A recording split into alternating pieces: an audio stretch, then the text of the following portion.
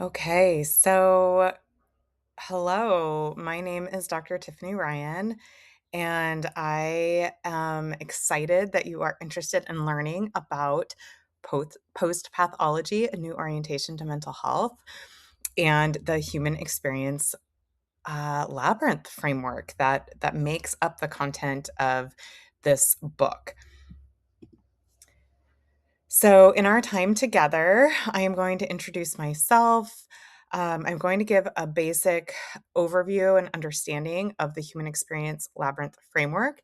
And then we're going to talk about ways in which you can actually work with the framework to, um, yeah, to understand how to move through life in I wouldn't say easy, but more easeful way that is oriented towards meaning, expansion, and growth. So, my background is in social work. I have a PhD in social work. I've largely done work in systems reform as well as spent quite a bit of time in academia. I also am a licensed massage therapist, a yoga teacher, and I own a company called Yo Massage, where we developed modality combining massage, mindfulness meditation, and restorative stretch in a community small group setting. So I value both mind body connection, holistic approaches to well being, as well as really understand this larger idea of the importance of systems and and how we approach mental health from a bigger zoomed out perspective, mental and emotional health. Personally, in the last couple of years, I've experienced a significant loss. My oldest son, passed. Um, I used to say he passed by suicide, but that's not entirely accurate. He passed from a combination of many things, and a significant piece of that being the impact from antidepressant medication that he was on. So that is what has inspired me to do this work. Really trying to understand what contributed to his passing, and it is complicated. We can't point to one thing. It is big. It is part of this complex human experience. And so that is really what has inspired and framed this framework. In the book, I do begin with a critique of our current mental health care system and approach to mental and emotional wellness. And then I turn towards reimagining what it can look like.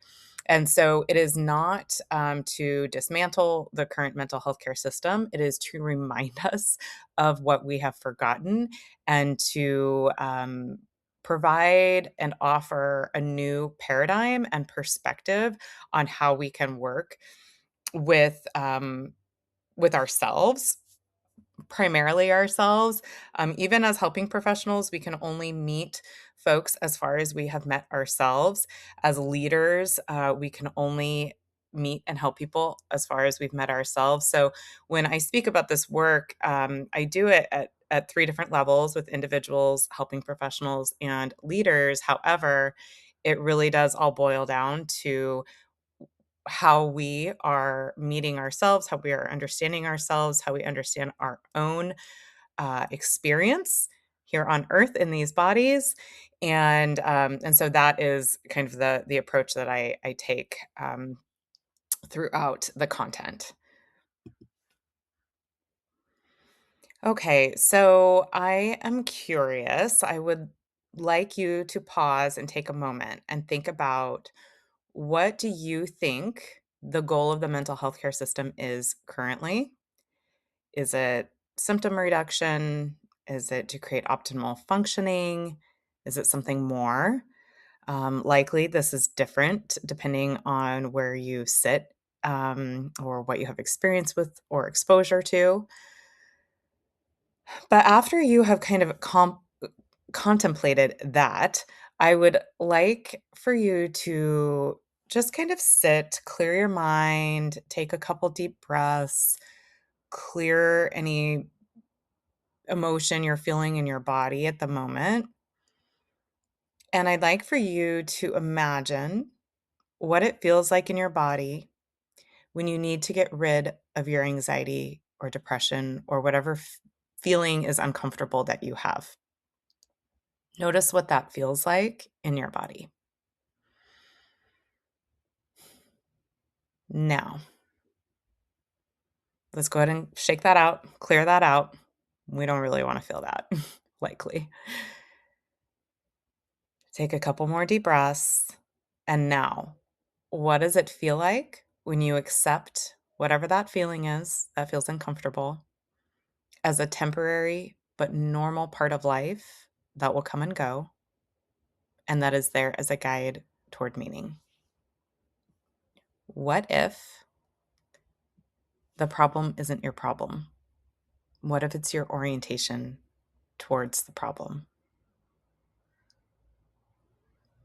That's the central question of the Human Experience Labyrinth. So, we have this tension happening in the system right now. We have expanded access to care. We have more language, diagnoses, treatment options, evidence base, and yet we continue to see rising anxiety, rising depression, rising rates of suicidality. So, what's going on here? The system is not failing entirely, but something is unresolved. There is a gap between treatment, which in our current system is largely heavily focused on medication and psychotherapy.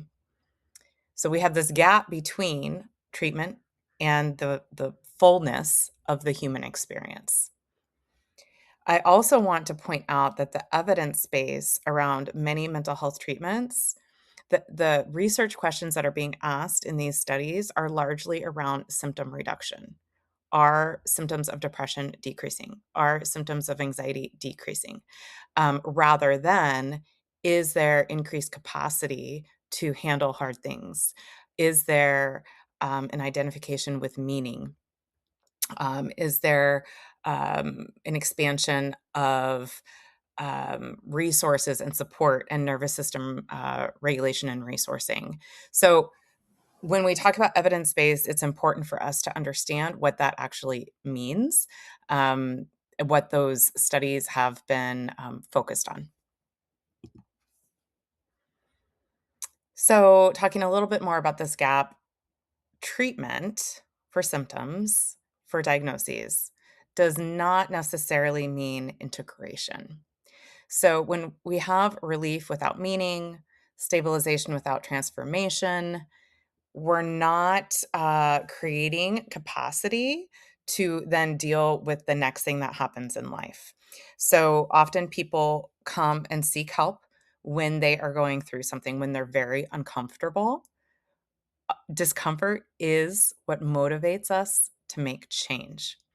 So if we are solely seeking to reduce symptoms and discomfort, then we are also removing our catalyst and our impetus to do the even deeper work to create the resourcing, create the capacity, and grow.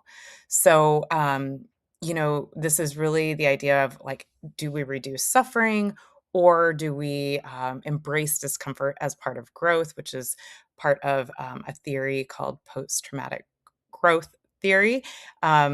Which if you are in the helping profession, you are likely familiar with.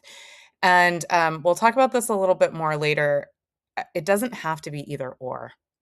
It's and. It and is the theme of what we're going to be talking about here, but we can't forget the and. We can't forget this other piece.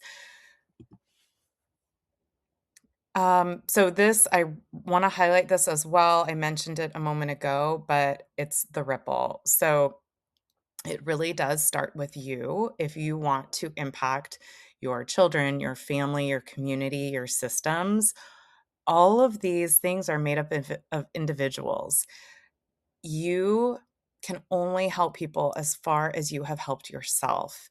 This is something I think we know cognitively. We have a knowledge in our brain about it, but I will say personally that I mean, I've worked in systems reform pretty much my whole life, and have had not done my own personal deep work, and that was a mistake. I think, you can obviously still have influence and impact to some degree, but truly, truly making a difference, the work has to begin here. And it has to become an embodied knowing where you are just leading your life as an example instead of taking the knowledge that we learn from books, podcasts, school experience, even experience. If we haven't embodied these things, it doesn't translate the same way. So the ripple is real. It starts with you. This is a really important piece. I see this with helping professionals that I know where it seems as though they are the answer. They're supposed to be the answer. And when they can't solely help someone out of the hole that they're in, it's this pressure, right? And so we have to acknowledge in our current system that medication and therapy alone are not enough to help with the issues that people are going through. And this is an incredible burden, really, that we put on helping professionals, when it takes a village, it takes a society, and so we're going to go into that when we go into the layers of the labyrinth. But I just want to acknowledge that we are putting a lot of emphasis on just a couple pieces of the pie or of the puzzle. So true transformation requires time, it requires messiness, it requires multiple relationships and resources, and it requires an understanding that happiness is not the goal. So if a client or a person is like, I want to find my happiness, I want to find my joy, and they don't within this common framework of therapy and medication, it feels like a failure. And when we feel like things are failing, we become hopeless. And hopelessness is a really dangerous place to be. So when we can zoom out and understand that those two things, therapy and medication, are not enough, and that perhaps happiness is not what we should be striving for, maybe we can reorient towards capacity building and meaning making. It allows us to bring that hope back. Okay, so I want to just give a brief overview of the labyrinth, let you see it, take it in, and then we'll move into really diving into it.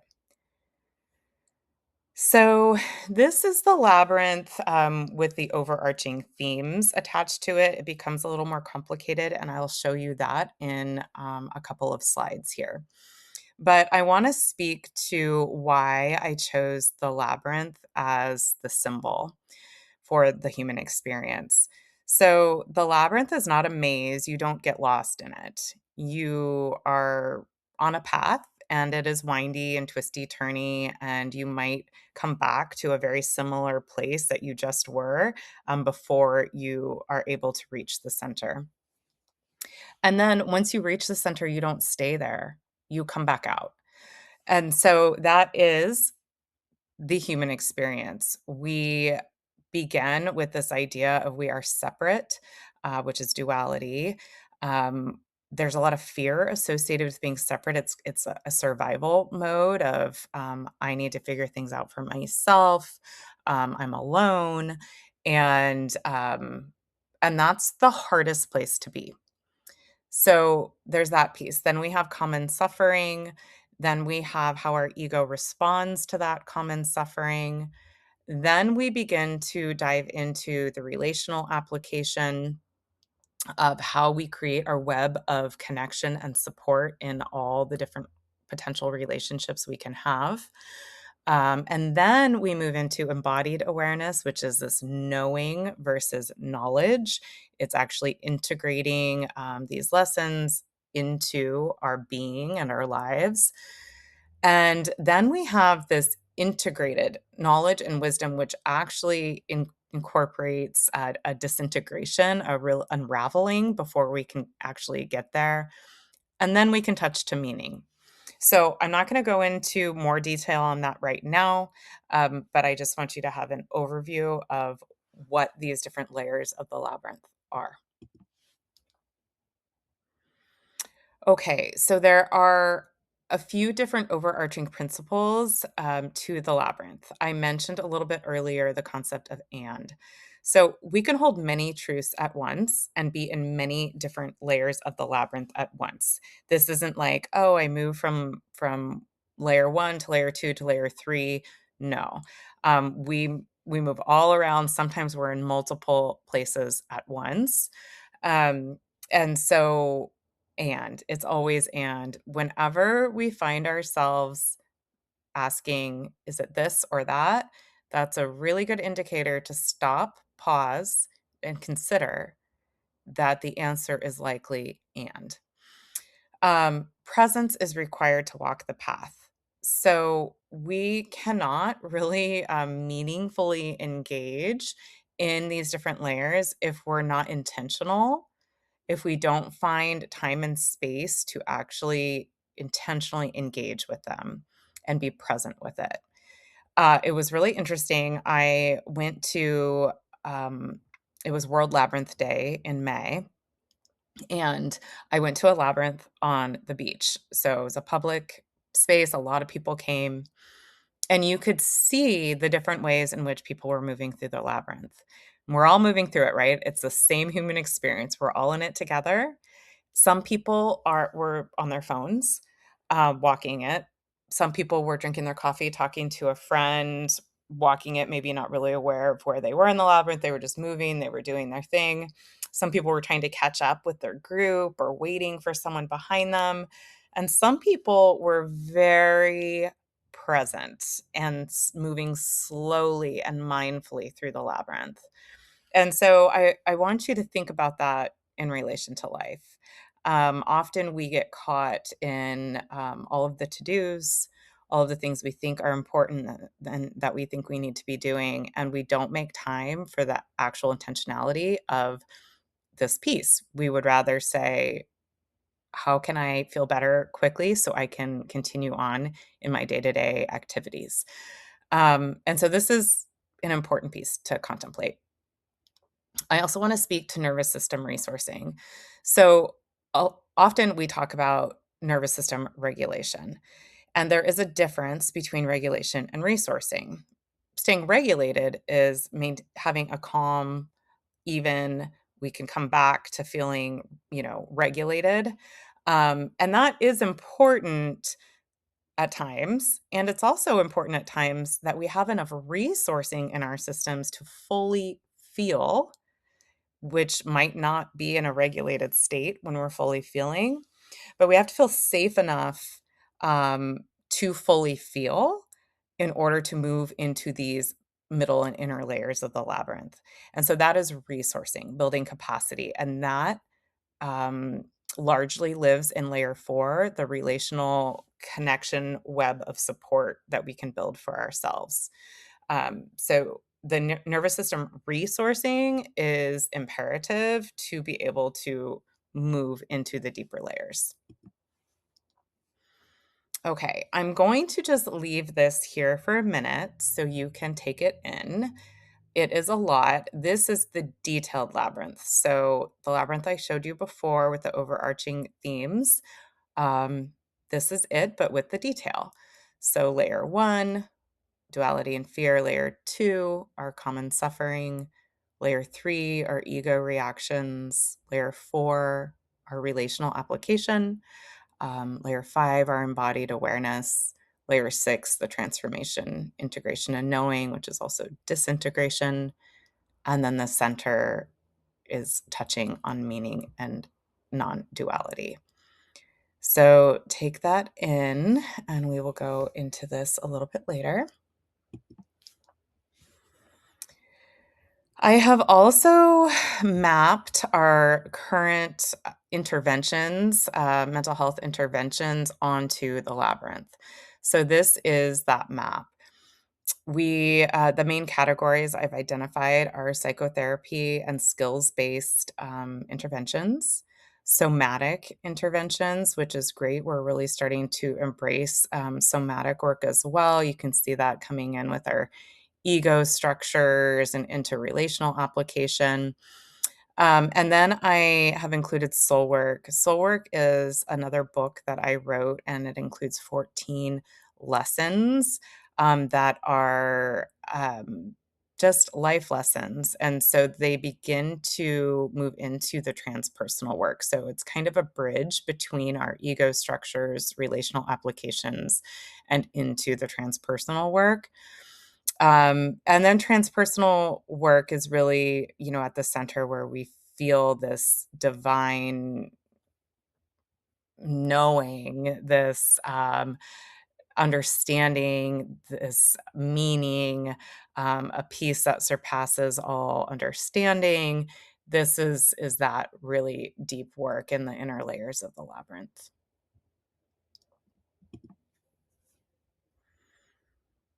Okay, so we've talked a little bit about why a labyrinth. It's cyclical, complex, a little messy, but you don't get lost.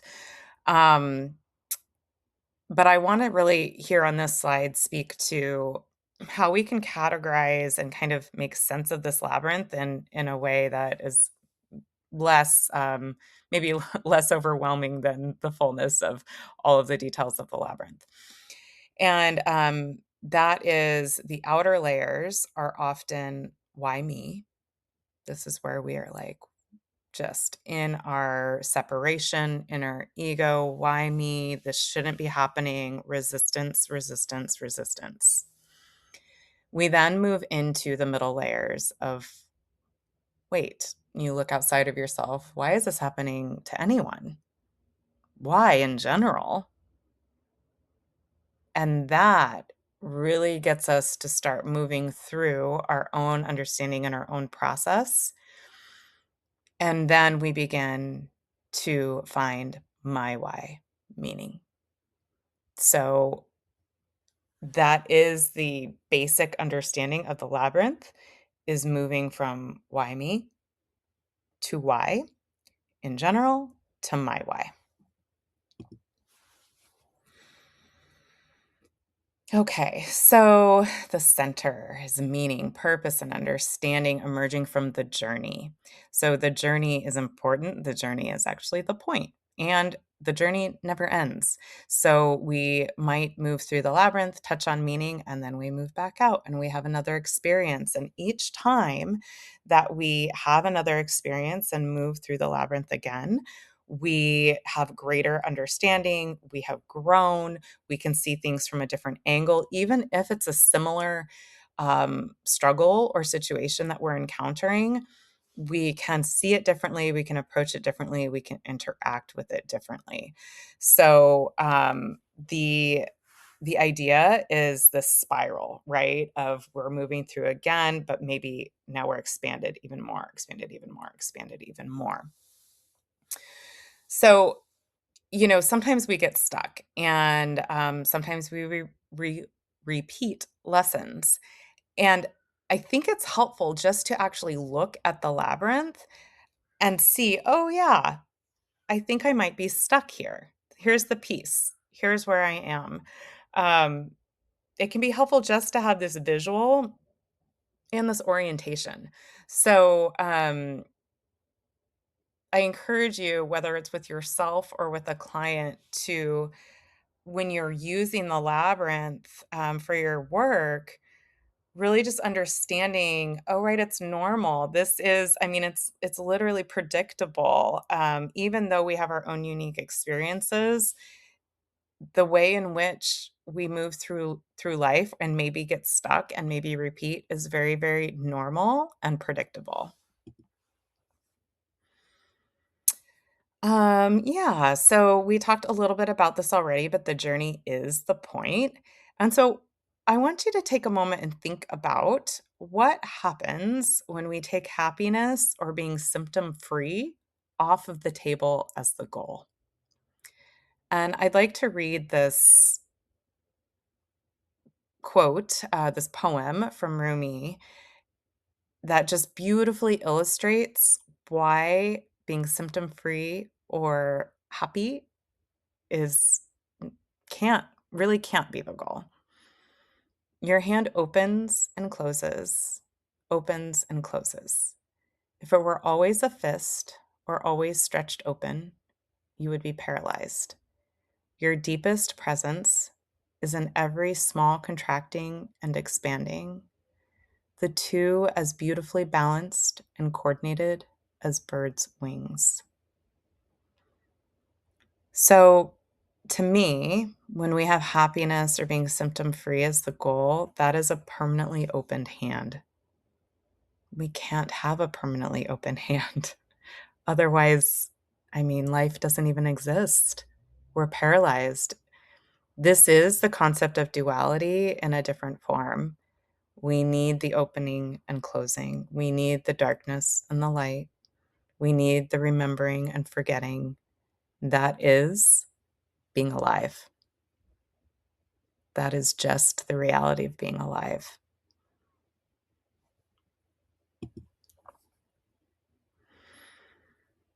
Okay. So we talked about the ripple effect, but I also want to highlight that how you show up in relation to clients, to your community, to your family, to their distress impacts them and it matters. And so if you are showing up in a way where you believe that they should be symptom free, that happiness is the goal, that is going to impact them.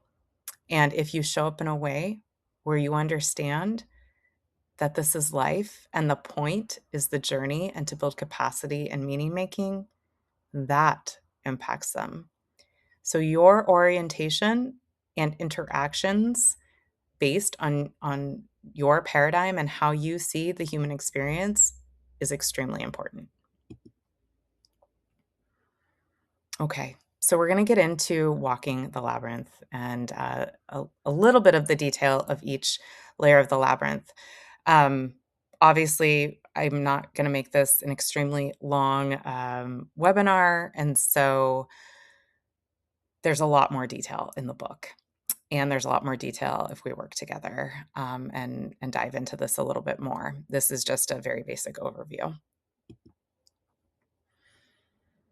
Okay, so we talked a little bit earlier about the nervous system and its importance, but I want to reiterate it here because before we dive into the labyrinth, we do need to understand the importance of resourcing ourselves. So being resourced helps us to move past reaction towards response. It's allowing for movement. When we don't feel resourced, that means we don't feel safe, and we're gonna stop. We're not going to engage on a deeper level. It just literally doesn't feel safe to us in our bodies. Okay, so the why me, layer one, fear and duality. This is where we feel separate. We experience the self and other, light and dark, pleasure and pain. But this is where we are most fully immersed in our human story and in our physical form. And interestingly, duality is often seen as something to transcend, that we're going to get past it. But it also is the very mechanism through which we know anything at all. We really cannot understand light without darkness or joy without pain. Um, and and so there's a duality to duality, I suppose, where we do want to not transcend it, but understand, have an awareness of when we are feeling separate, and then an awareness of how we are actually not separate and very connected, while also at the same time understanding the importance of duality in our ability to learn and grow and to understand opposites. So we'll get into that a little bit more when we talk about ego structures and learning opposites. But this layer one, to me, once we have an understanding of it and awareness of it, we really don't have to come back here. So even though we go back through the labyrinth many, many times, once we have an understanding of this piece, this isn't something we really have to revisit much. And thank goodness, because it's a pretty miserable place to be, to have so much resistance and fear and feeling of separation. This is probably the hardest layer to be in. And so once we have a grasp on this, amazing. We're well on our way to being able to move through life with a little bit more peace and understanding. So, layer 2, common suffering. These are circumstances that are pretty predictable.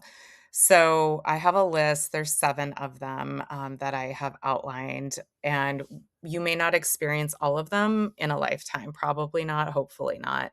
But you will likely experience a handful. And so it could be the loss of a relationship, physical health, a mental health issue, a natural disaster. Um, there are many things that are unfortunately very predictable as humans that we will go through that are hard.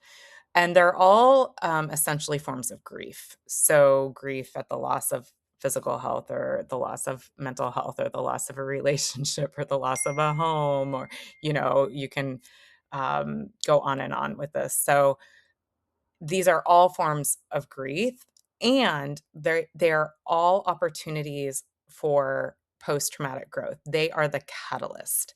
So, when we have a catalyst for post-traumatic growth, that is what can push us out of the "why me?"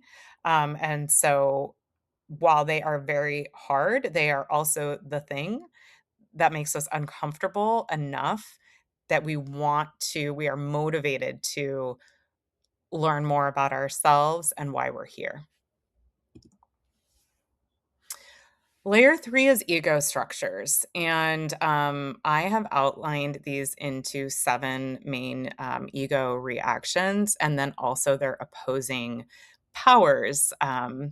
And this is actually inspired by Megan Waters. So you can look into that a little bit more if you're interested. I also speak to it in the book. But when we have an ego reaction, instead of, again, sort of like duality as something to transcend, we often talk about like eliminating the ego, or getting, transcending the ego. But the ego is actually our teacher. So I don't know what we would do if we got rid of the ego. It helps us be in the world in our bodies that feel very separate from others, and it helps us learn and grow. So when we see ourselves, let's just say, experiencing rage, then we also have the opportunity to know the opposite, joy. When we are over identified with our bodies and being separate and unique to ourselves, we have the opportunity to learn and engage in spirituality and knowing ourselves as more than our bodies.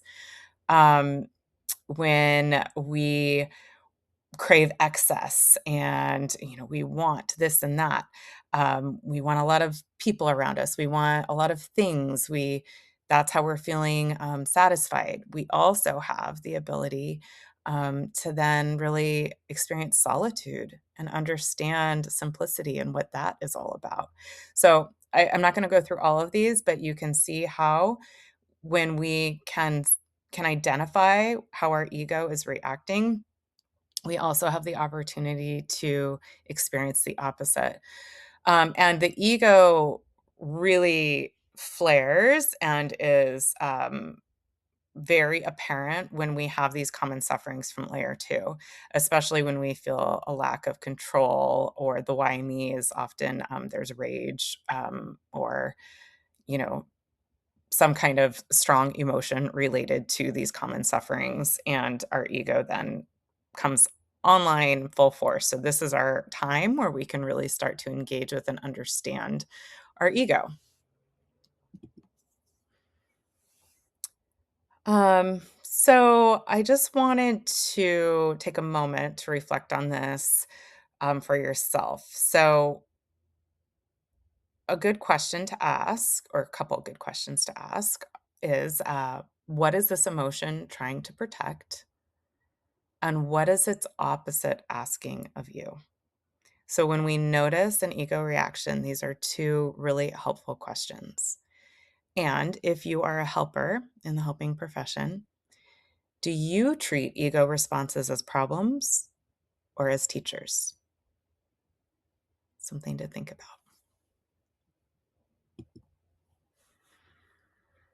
Okay, layer 4, this is my favorite layer. It's where so much can happen and where we have so much agency. This is where most of the work lives. This is where we have some sense of control over our own experience, and it helps us to walk the labyrinth feeling connected and resourced, and we feel the ability to move deeper. So, healing happens in relationships. That's also why we have duality, right? Why we're in these separate bodies, is so that we can have our mirrors, so we can have our supports.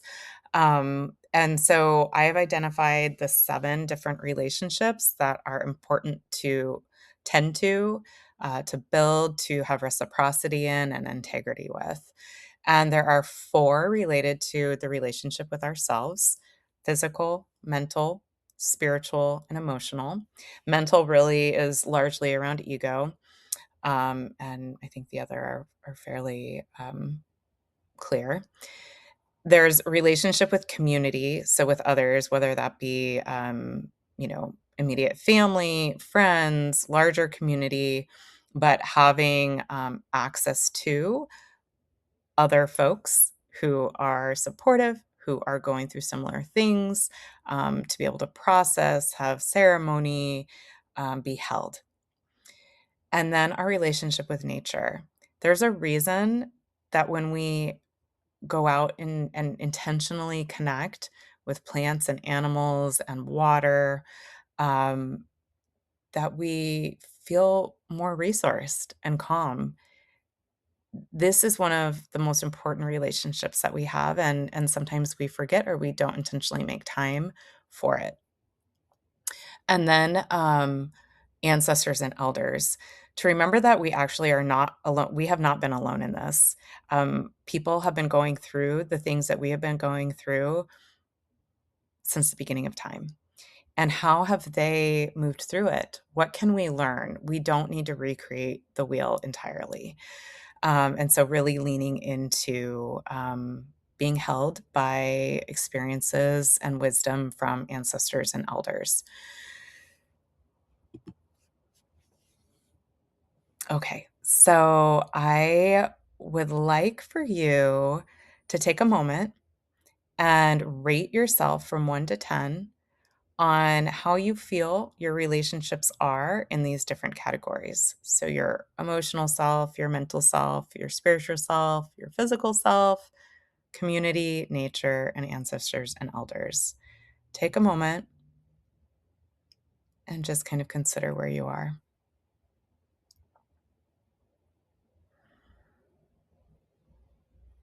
And you can pause this to do that. After you've done that, I'd like for you to think about what relationship needs tending, or relationships, likely it's plural. Consider if you know how to tend to that relationship, and then think about what would it look like to not walk the labyrinth alone, but to have all of these relationships feel really strong and supportive and holding. I encourage you to actually take stock of this every day and to have some kind of intentional plan or just routine where you can connect with each of these parts daily, weekly, etc. I find for myself when I get out of my practice of tending to these different relationships, that's when I find myself in in a really dark spot. And then I identify, wow, where, how can I help myself? And it really is in these categories where I find my answers. The book identifies many ways in which we can interact with and work with all of these different parts. Um, and so it's, very clearly outlined. I'm sure you can identify things on your own as well. Okay, we are moving into embodied awareness, which is layer 5, and we're beginning to move into my why. So, from this place of connection to all of our senses, so embodied awareness is about our 5 physical senses plus all of the clairs, which are clairs mean a clear sense of knowing. It's either seeing, hearing, feeling. So, those are the clairs, and then gut intuition. So once we feel connected, we have our web of support, we can really start embodying, knowing. We often rely on these 5 physical senses to understand reality, but it's actually a fairly limited view. Intuition, insight, and other forms of perception that are less tangible are still equally relevant and true. And this is where we really begin to experience the full mind, body, spirit connection and integration. And this is another layer of being held and connected and knowing. So, layers 4 and 5 are where we're really building our capacity to be in this experience and dealing with our challenges. Layer 6 is the integrated knowledge and wisdom. And I want to speak to the disintegration piece here because in our society, we often are scared. We're scared of seeing people falling apart and we're scared of falling apart ourselves. And when we're scared, we start to try to rescue. And so these concepts of holding versus rescuing, I speak to in depth in the book as well. But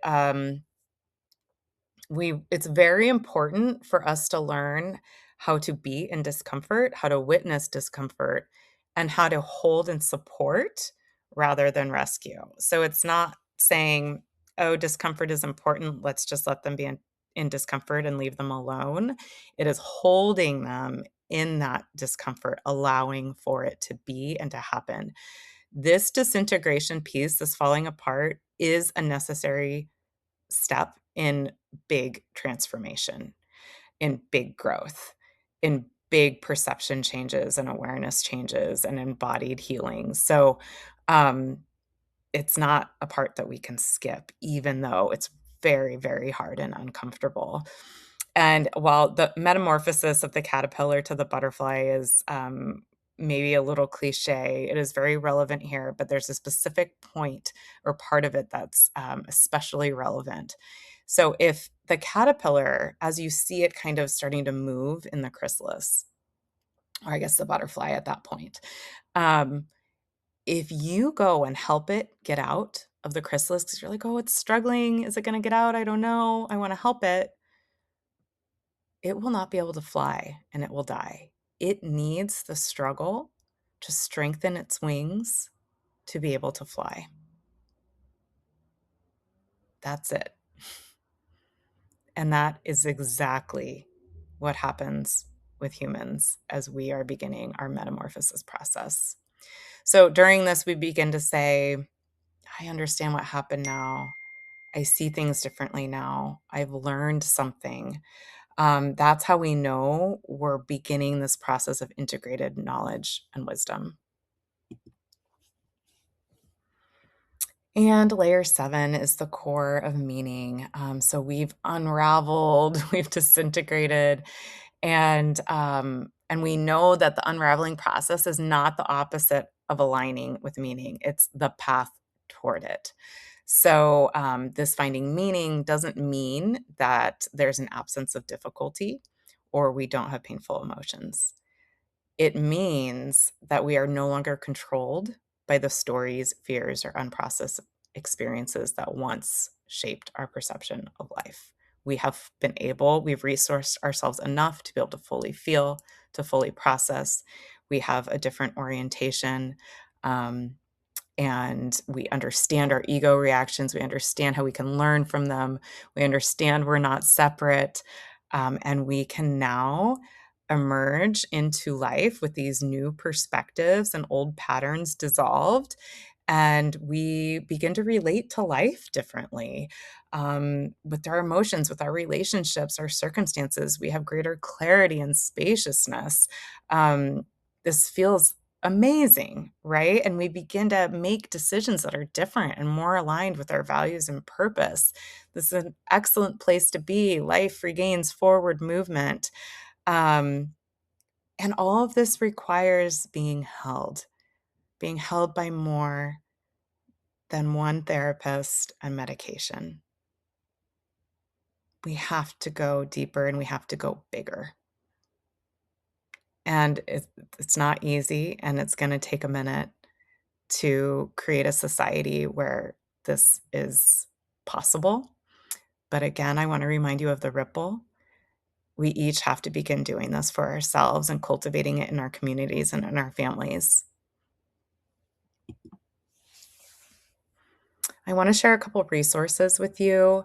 Um, this is the Soul Work book that I mentioned that has the 14 lessons that really bridge the gap between ego and into more transpersonal work. I also have created workbooks that allow you to engage with the labyrinth on a really practical level. Those are available, well, snippets, maybe 20 or so pages are available if you go to my website and request it as samples. But you really need to have a pretty deep understanding of working with the labyrinth before you engage in those workbooks. And so those are really only used with me if we, have a workshop, a retreat, a CE, do one-on-one work, consultation, etc. So, but if you're interested in seeing what that could look like, you can request a sample. And I have versions for individuals, for helping professionals, and for organizational leaders, different approaches to engaging with the labyrinth. Um, I think I already spoke to this pretty much, but I think it's really important, especially, well, it's important for helping professionals and individuals. When individuals can see, oh, yeah, this really is, I've really just been working on these outer layers and I'd like to explore the deeper layers. It's helpful to just see how to do that. And again, like I mentioned in the book, there are lists of ways in which you can engage in each of these different layers. Um, so you're not alone in trying to figure out how to do that. As I've gone through hard things, I feel like there's this phrase that people say where it's like, well, are you doing the work? Have you done the work? It's like, what is the work? What does that mean exactly? I've often thought that, like, could somebody be more specific about about what doing the work is? And so there, I've been specific in the book. I want to help you figure out what that work looks like.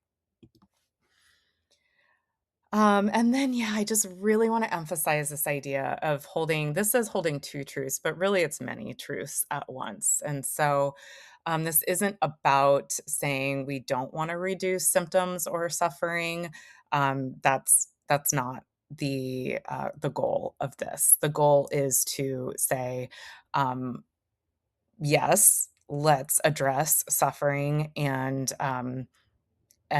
continue and expand in the ways that we can hold people, but also we do need some level of discomfort and messiness to really go deep with the transformation, capacity building, and meaning making. Both can be true at once. We can hold both of those. So we are not abandoning care. We are not allowing unnecessary suffering. That is not what this is about. Um, we need to have the fullness, a bigger picture of how we move through life.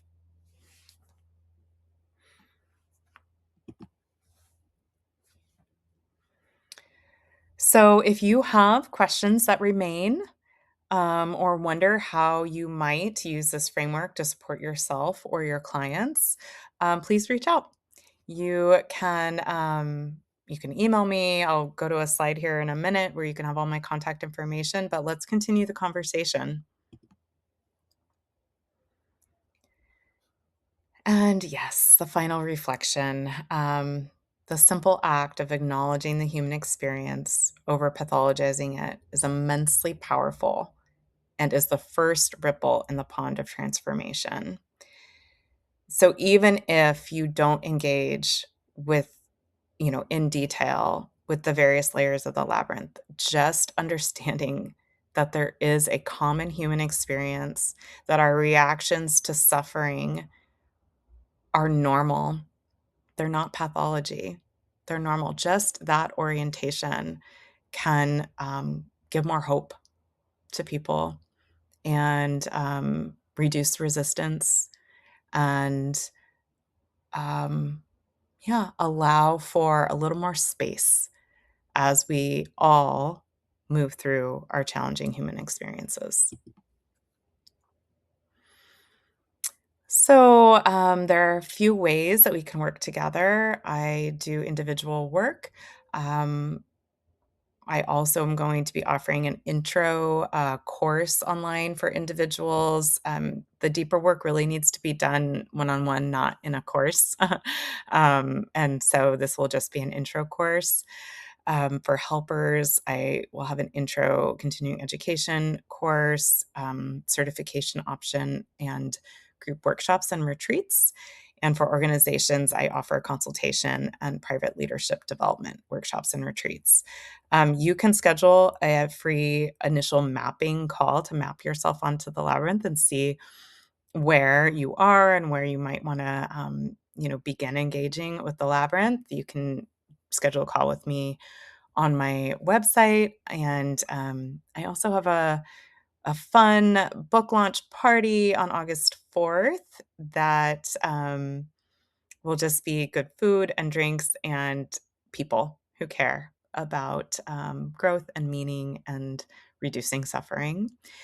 And I also have a retreat in September you can find more about on the website. And today I am recording this on June 30th, which is my middle son's birthday and also the release of the book. So the book is officially available on Amazon and Barnes and Noble if you are inclined. And this is how we can stay in touch. My website, you can subscribe to the contact list if you want updates. I have frequent musings and updates on Instagram. And I have guided meditations related to each of the layers of the labyrinth you can access it either through YouTube or my website. And feel free to just please be in touch. Thank you.